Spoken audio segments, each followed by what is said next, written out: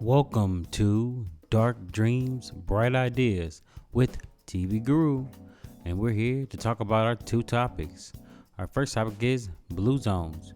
Probably never heard of blue zones? I have. So let me introduce y'all to blue zones. But first, check out our intro by the APX. Great intro.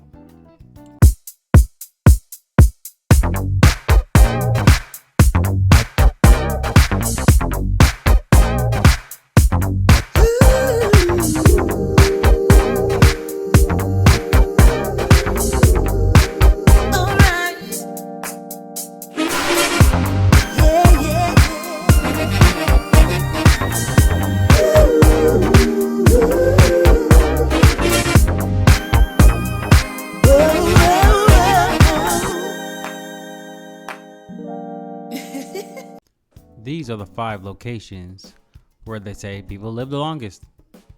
As y'all see here, Loma Linda, California, Nyoka, Costa Rica, Sardinia, Italy, Akira, Greece, Okinawa, Japan. I just think it's a little strange that there's no place in Africa. And then when you hear like how they do the criteria, it's gonna really make you think like, okay, why is it not in Africa? None of these places. Here is the National Geographic article that I first heard about blue zones by Dan Butner. This is called "The Secrets of Long Life." I'll just read the images. Y'all can check out the whole article. It'll be down in the description below, or just email me and I can send it to you. Squatting effortlessly. This is Okinawa, Japan. Squatting effortlessly on slippery embankment, 89-year-old Kame Ogido inspects a pinch of seaweed, part of a low-calorie, plant-based diet that may help give Okinawans an average life expectancy of 82 years. Among the longest in the world, these seniors and others in Italy and California show how to live longer and healthy lives.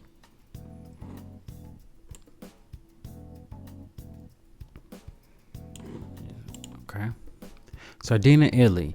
From the first light to twilight, 75-year-old shepherd Totino Tola never stops walking, chopping, trimming, roping, repairing, living, keeping active and sharing the work and worries of daily life with a spouse may be the key factor in lifestyle Sardinians who enjoy extraordinary longevity. Loma Linda, California.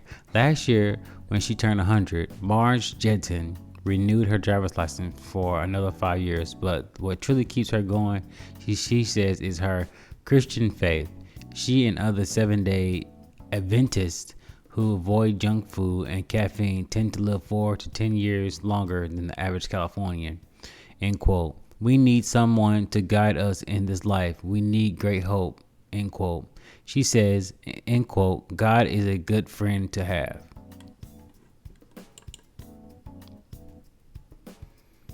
What if I said you can add up 10 years of your life?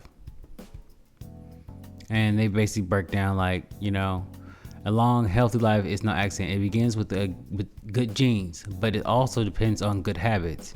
If you adopt the right lifestyle, experts say chances are you may live up to a decade longer. So what's the formula for success? In recent years, researchers have fanned out across the globe to find the secrets to life.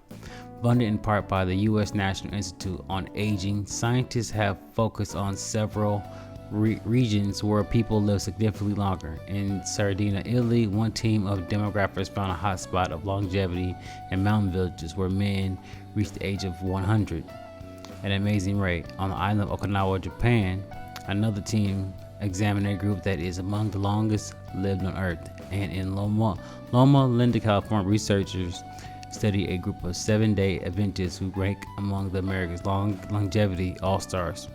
Residents of these 3 places produce a high rate of centenarians, suffered a fraction of the disease that commonly kill people in other parts of the developed world, and enjoy more healthy years of life. In some, they offer 3 sets of best practices to emulate. The rest is up to you. And here's a little chart, and I'll show you another chart later. Here's a video of him back in 2008 promoting his book, Blue Zone. See what you think. The lines were long at author Dan Buettner's book signing, held in front of the Randall Visitor Center. The book is called The Blue Zone and features the Adventist community right here in Loma Linda. In the following interview, Dan Buettner comments on the relationship between longevity and spirituality. Now, the first I knew of your work was when I read the article in the National Geographic, when was it? November of 2005? Yes. And you were reporting on the findings on the 4 cultures of longevity that you found throughout the world, and Loma Linda was one of those. Yes. What we found in all 4 blue zones were people who have a strong sense of purpose and who can articulate it. They're living, I think, significantly longer. We've been able to correlate religiosity with longevity. In other words, if you go to church or temple or mosque 4 times a month, you're among a population that lives 3 to 4 years longer than people who don't go to church. So pills don't work, but church going does, and that's been, that is interesting. I'm not particularly religious myself, but you can't ignore the data, so to speak. What we have here is a religious community, and aside from what you have, or already, in addition to what you've already said, how does the religious community prolong life? Well, I think there are 3, possibly 4 explanations. When you take the time to belong to a spiritual community, and I think the Advent is particularly strong because it's a 24-hour weekly commitment. Yes, it is. A sanctuary in time. I love that. Your Randy Roberts coined that phrase, or he shared it with me anyway. We know that stress speeds up the aging process. It releases chemicals into the bloodstream that's hard on your joints, betters the chance of having cardiovascular disease and cancer. If you have this scheduled once a week, maybe it's an hour, maybe it's a day, where you're focusing on your God, or just slowing down and thinking about something other than the din and confusion of everyday life, focusing on your family, I think that's a particularly nice component of the Sabbath practice. Taking nature walks, hanging out with your friends. You're much less likely to engage in risky behaviors when you're part of a religious community. You have a social network around you that supports you both metaphorically and physically. And I think if you ask an Adventist if he or she prays for health, God will grant it. I mean, I think there's a certain power in that belief. It just all adds up to, a significant bump in life expectancy and probably a higher quality of life. Well, I hope many, many people get to read this book because obviously it's very important to us. Thank you so much for coming and talking with us today. I salute your work, and I salute the lifestyle that the Adventists provide the rest of us to emulate. So thank you. We hope you'll come back lots of times to Loma Linda. I'd love to. And here's some more images. If you're too lazy to look at the article, this is the Sardinian one. This is from the National Geographic. Here's a list. Them talking about how they drink wine and, live their life. Great images of of the past. It's back in 2005. We probably took it even earlier than that, these photos. Showing Okinawa, how they eat, the vegetables fresh and stuff. These the Adventists from California. They talk about how their faith and eating healthy and all that stuff helps them keep going. Yep. People take breaks. But do y'all notice something in all these dang images though? There are no black people.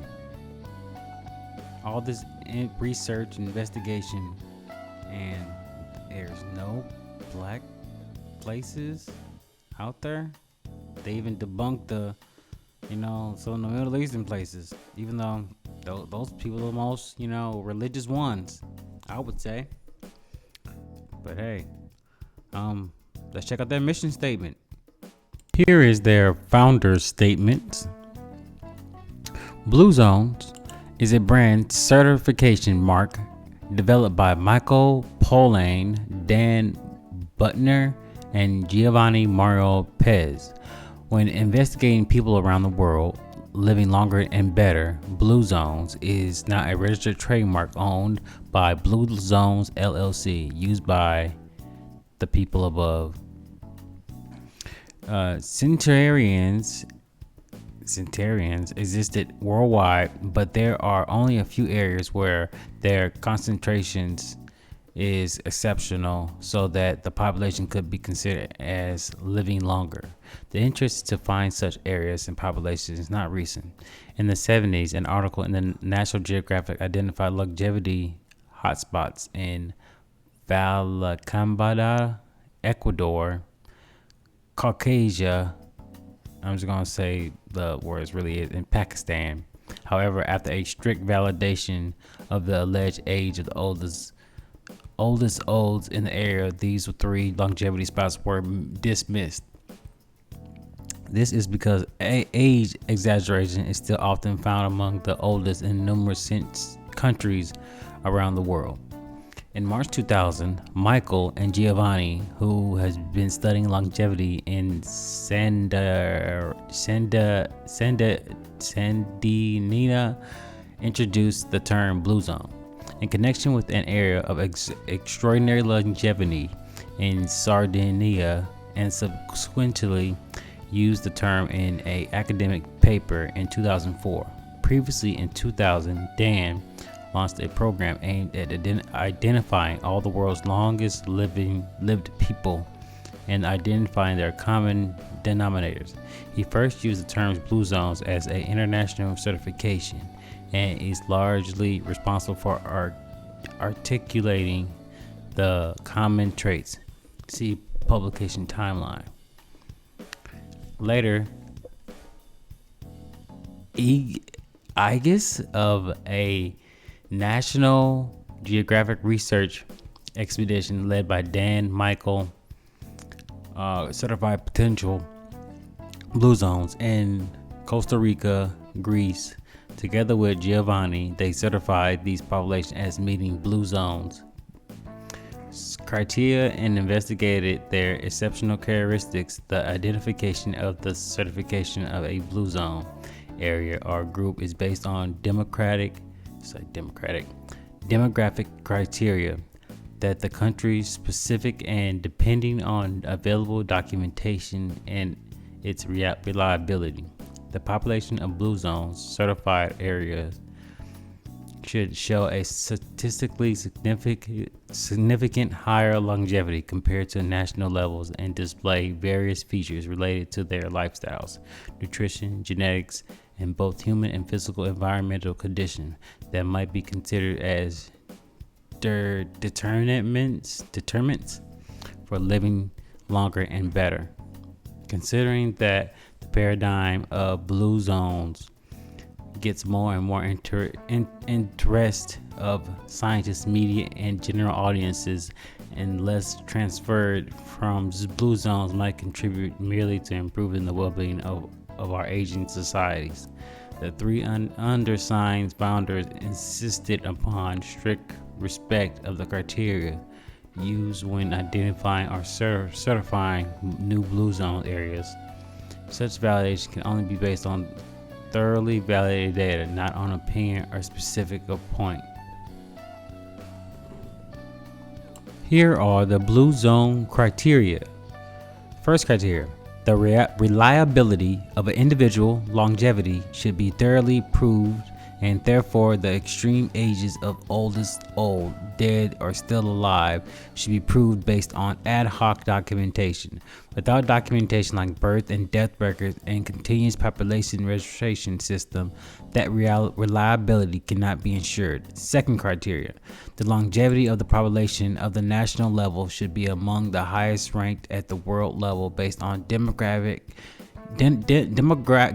indicators that are life expectancies, compounded both by period and cohort, and population age and sex structure as observed in census. Third criteria: if the 2 previous criteria are met, a Blue Zone area might be certified within such country as the place defined spatially as a sum of local administrative entities where the population experienced a higher longevity compared to the rest of the country.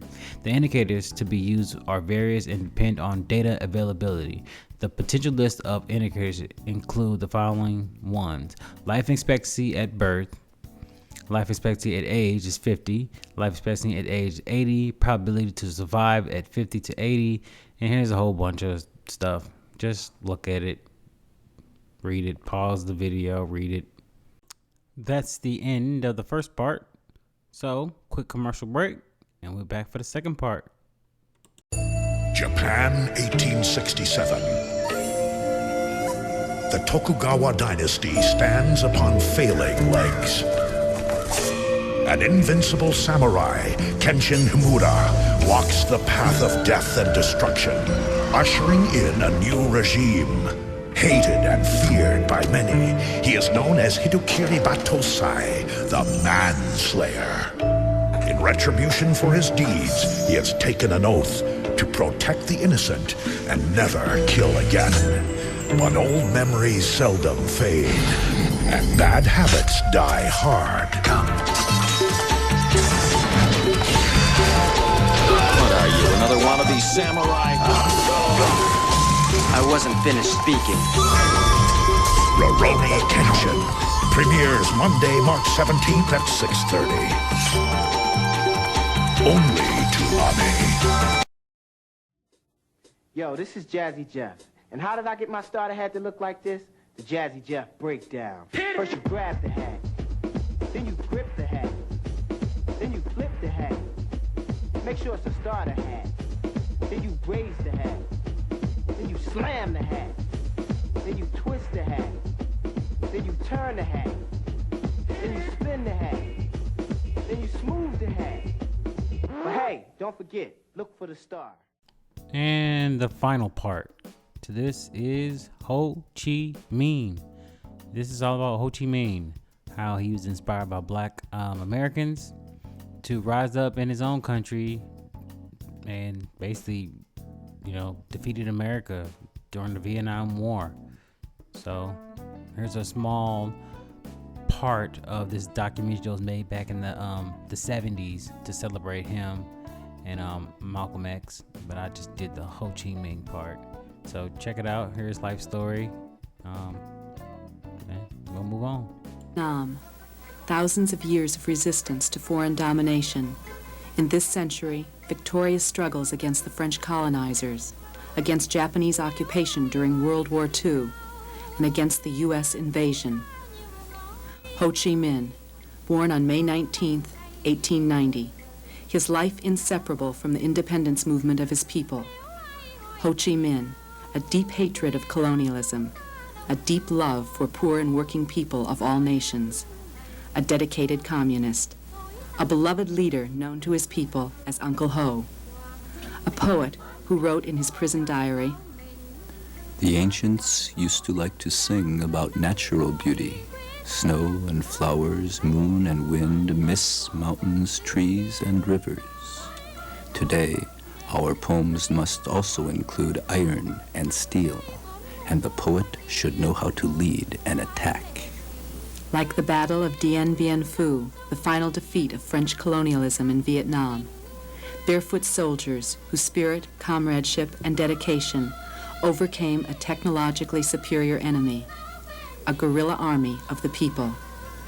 A national mobilization made possible by long years of patient and careful organizing.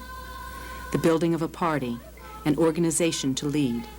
The birth and growth of the Women's Union. The development of a people and leadership steeled by the hard experience of oppression and repression, of starvation and imprisonment. Years of leaflets, newspapers, meetings. Years of demonstrations, strikes, clashes, battles.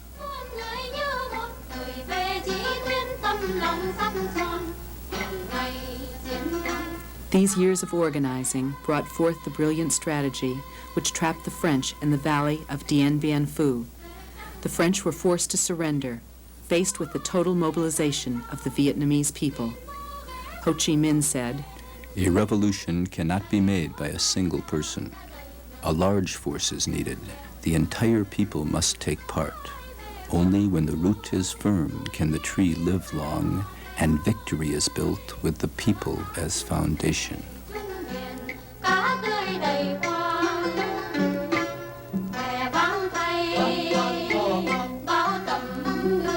Today, many years after Dien Bien Phu, after so much more suffering and war, after long, hard resistance against the United States, we are again witnessing, in Cambodia and Vietnam, scenes like this one 21 years ago.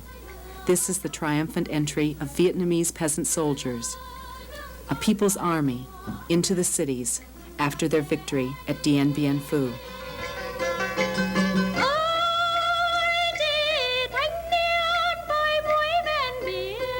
How has it been possible for the people of Vietnam to defeat first the French and then the U.S. Empire?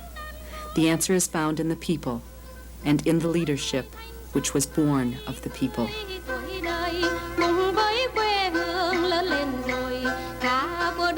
Ho Chi Minh constantly stressed that Vietnamese revolutionaries and independence fighters should live among the people, help them, learn from them.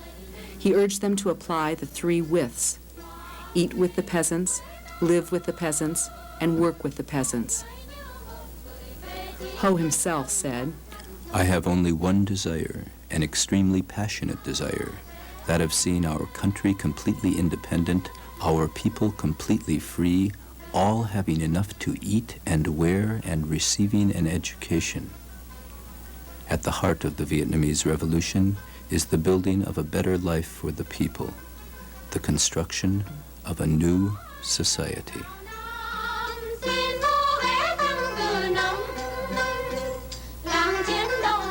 Today, the people of Vietnam are again faced with a huge task of reconstruction, of building anew after decades of war and devastation, healing the wounds of war.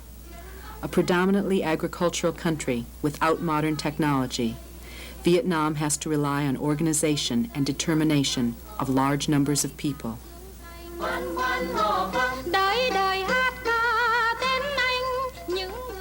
For Ho Chi Minh, traveling throughout the countryside he loved, the path to be taken toward a better life was clearly marked. It was a socialist path. In one of his poems, he wrote, Mountains and rivers as far as the eye can see. What need for more space can there be? Here's Lenin's stream, there's Mark's mountain. With our bare hands, we are building a nation. Wherever he traveled, Ho Chi Minh was welcomed both as one of the family and as a leader. The Democratic Republic of Vietnam, the northern part of Vietnam, began building socialism, and Ho Chi Minh was elected president. Reorganization took place at every level of the society. Village administrations transformed, as for the first time, the peasants of Vietnam began to govern themselves. One of the first priorities had to be land reform, the distribution of the land to the peasants who worked it, an end to the feudal landlord system. 90% of the people were peasants, lived in the countryside, depended on the soil for their livelihood, were close to the land. At last, it was truly theirs. New development, collective socialist development, began to take place in agriculture. Free health care and education reached deep into the countryside. Peasants who for thousands of years had been brutalized under the feudal system began to transform themselves as well as their land.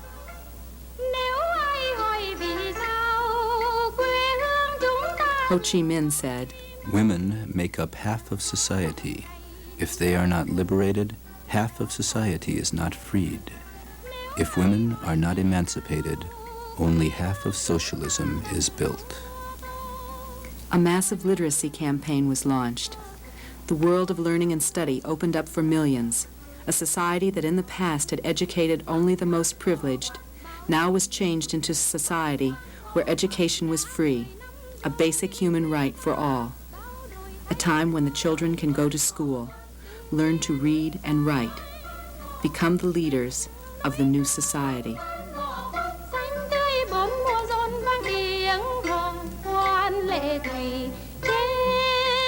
Ho Chi Minh's leadership combined many qualities: among them humanity, intelligence, and courage. At the center of his life is identification with working people, in Vietnam and around the world. While in prison, Ho's chain gang passed a group of road workers, and he wrote this poem called Road Menders. Drenched with rain, flogged by wind, and with no rest at all, how wretchedly you work there, repairing the road. Among the travelers passing, on foot, on horseback, by carriage, how many of them are ever grateful to you? Ho lived like the peasants, wore clothes like theirs. He lived simply, modestly. Every day he used to tend his morning glories. His mustard seeds, cabbages, pumpkins, sweet potatoes.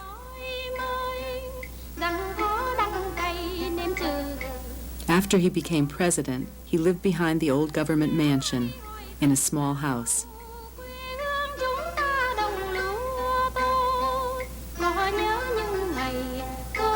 Ho Chi Minh in his study, working many hours each day, facing the new and difficult tasks of social reorganization and economic development. Modern industry began. Millions of people worked to build schools, hospitals, factories, dams. Harnessing the rivers of Vietnam is a task of great importance, both for irrigation and for the control of floods. Dams produce electricity, power to fuel new factories. Vietnam was a poor country without bulldozers and other heavy equipment, but its people were determined to build, to learn about and acquire modern technology.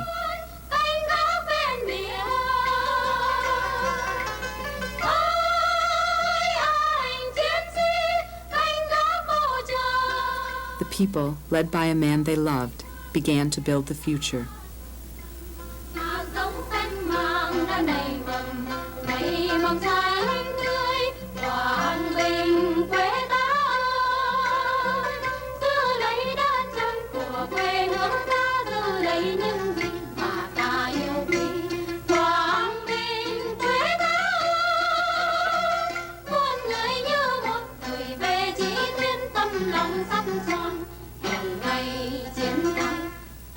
Ho Chi Minh foresaw a bright future for Vietnam. His optimism was unquenchable. In his last testament, shortly before he died in 1969, he wrote, Our rivers, our mountains, our people will always be. The U.S. aggressors defeated, we will rebuild our land 10 times more beautiful.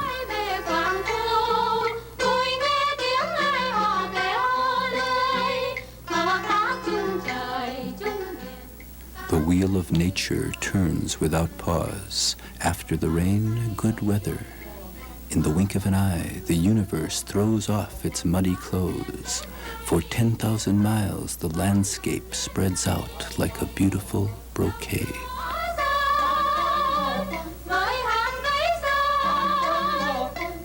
Light breezes, smiling flowers. High in the trees, amidst the sparkling leaves, all the birds sing at once. People and animals rise up reborn.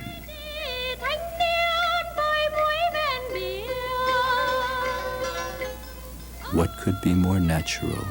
After sorrow comes joy.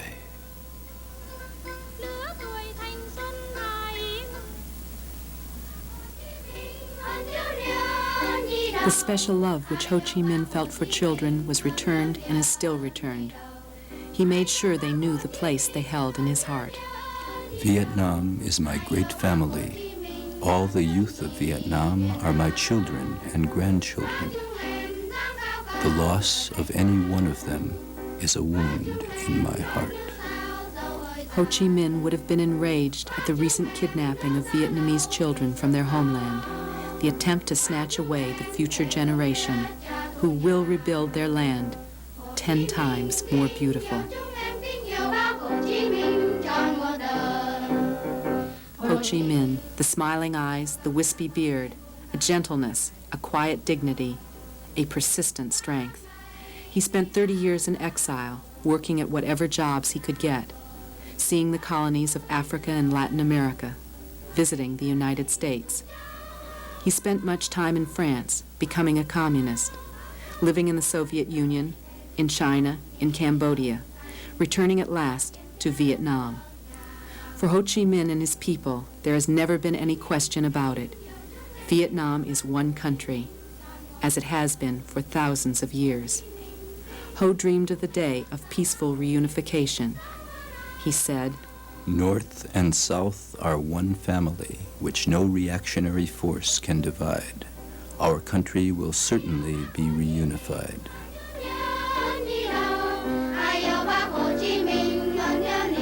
How happy Ho Chi Minh would be that the people of the South have made such victorious advances.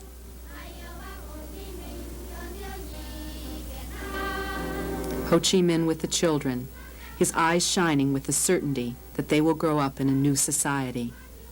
The children growing in a peaceful, independent, and reunified Vietnam. That is the truest monument to the life of Ho Chi Minh.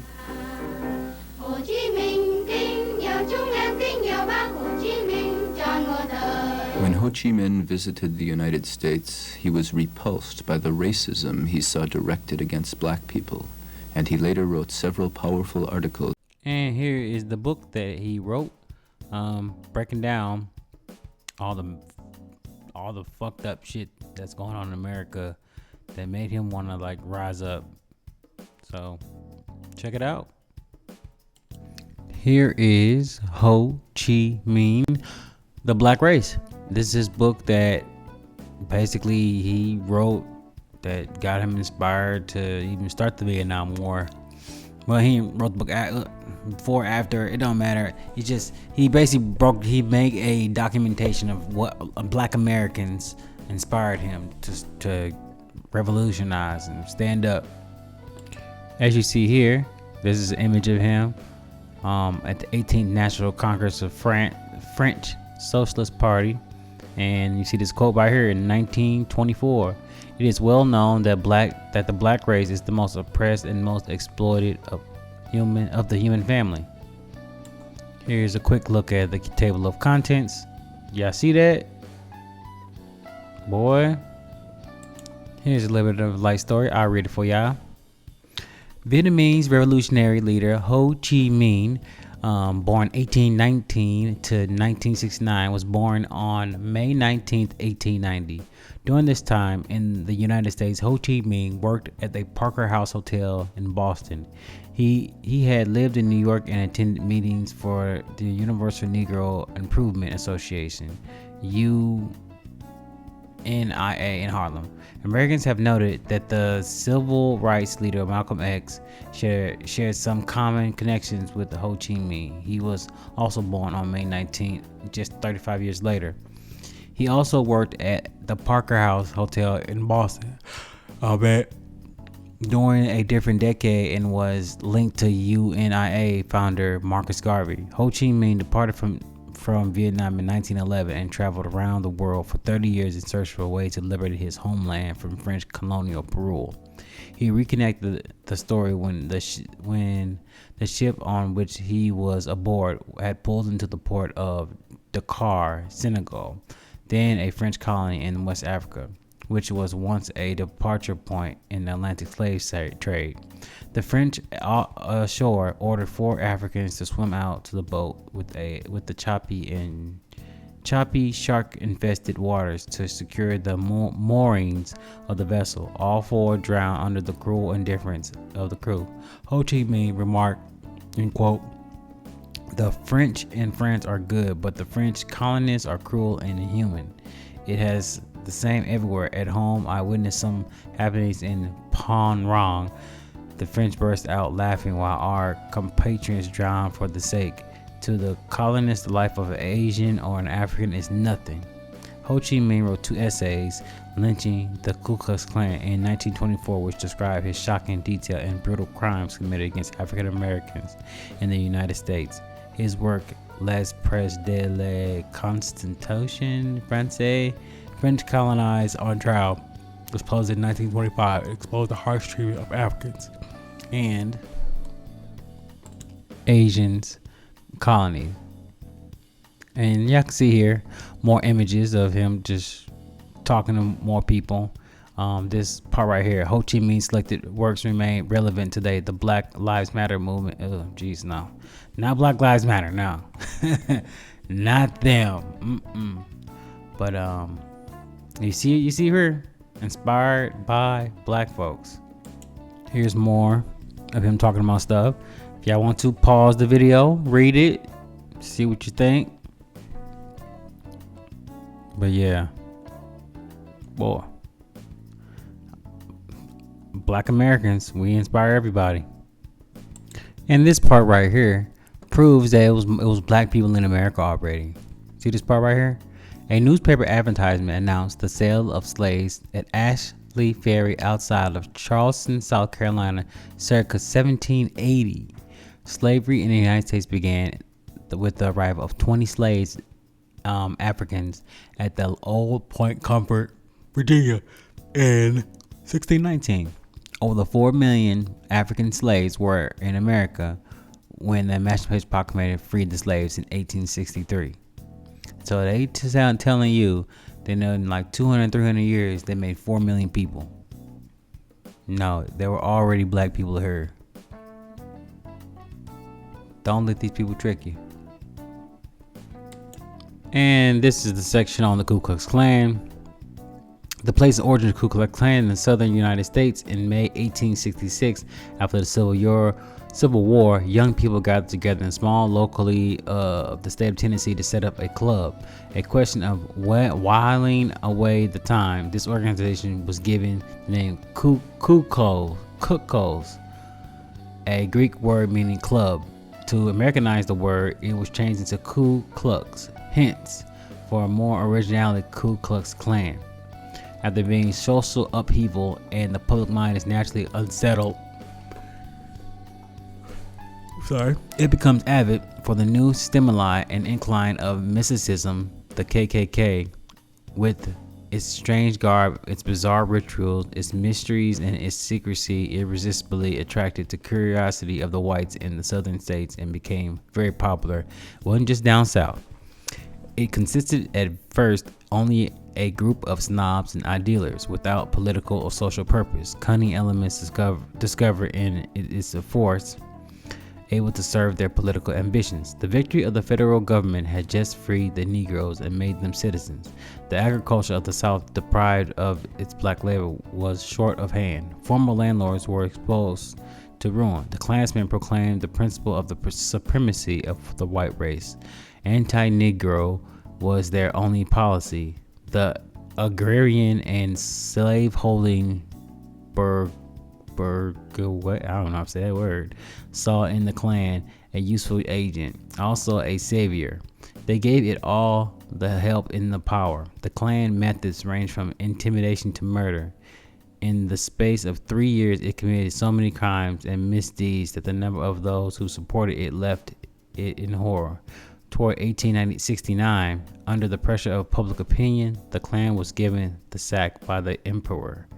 And it had an emperor who nevertheless had only a purely nominational authority. The local clans carried on their own existence and crimes. Professor Macklin, to whom we owe these details, said the very page of the 13 big volumes containing the investigation into the acts of the Ku Klux Klan in 1871 through 1872 recorded beatings up of whites or blacks. These acts of violence were often done out of pure sadism. They were favorite entertainment of the Klansmen. I bet it's better knowledge of the Klan can be gained and better judgment formulated by quoting the speech made by Senator Sherman of Ohio in the Senate in March 1871. End quote. Is there as Sherman, a senator who can name in searching through the crimes committed through the ages and associating or gangs whose acts and designs are more diabolical or criminal than those of the Ku Klux Klan?